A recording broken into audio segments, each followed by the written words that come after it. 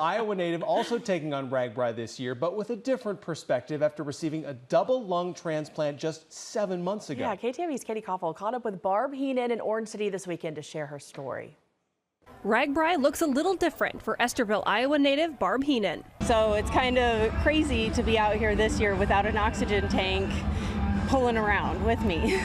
Last year, Heenan completed RAGBRAI on oxygen. I mean, last year on 15 liters of oxygen, we changed my tank out every 30 minutes. She has scleroderma.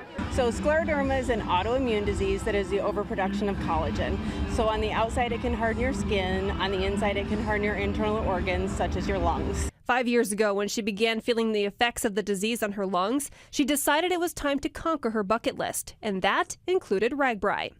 Wasn't my thing. It wasn't me. You're just along for the ride, quite literally. Mark says we're going to do this. I said, okay. Well, Randine and I are both Iowa born and raised, and it was always just on the bucket list. When she was put on oxygen last year, I went on oxygen, and I'm like, okay, my days of RAGBRAI are done. Like, I'm not going to be able to do it. Right. And then last year, we were like, you know what? We're doing it. We're doing it. I'm going to get every last mile out of these lungs that God gave me. with help from her family and friends, she did the unthinkable and did it anyway, oxygen tanks and all, while waiting for a double lung transplant. December 5th of last year. So I just celebrated my 7-month anniversary, lung anniversary. Heenan can't ride this year. Instead, she's the support driver for her team.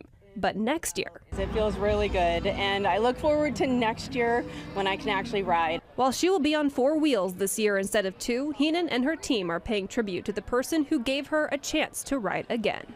And to honor my donor and use these lungs. It's a big sacrifice. Yeah, it's the least I can do. And Barb is an inspiration.